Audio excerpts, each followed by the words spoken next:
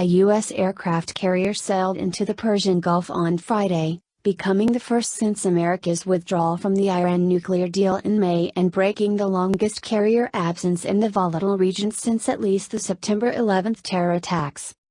The arrival of the USS John C. Stennis comes as Iranian officials have returned to repeatedly threatening to close off the Strait of Hormuz, the narrow mouth of the Persian Gulf through which a third of all oil traded by sea passes.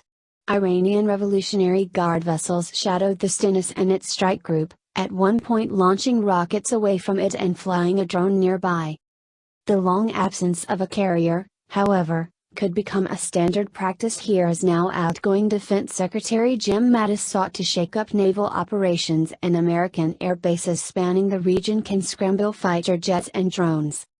"We are trying to be more operationally unpredictable," said Lieutenant Chloe Morgan, a spokeswoman for U.S. Bahrain-based Fifth Fleet. "Now we're switching it up because our adversaries are watching closely.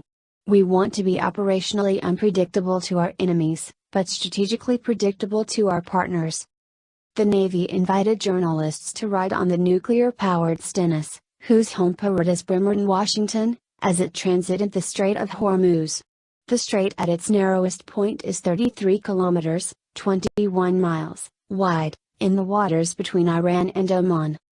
Despite being so narrow and within the territorial waters of those two nations, the strait is viewed as an international transit route.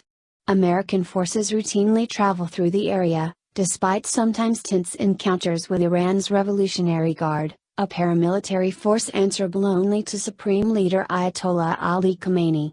For Iran's part, they compare the American presence to Tehran sending warships to the Gulf of Mexico.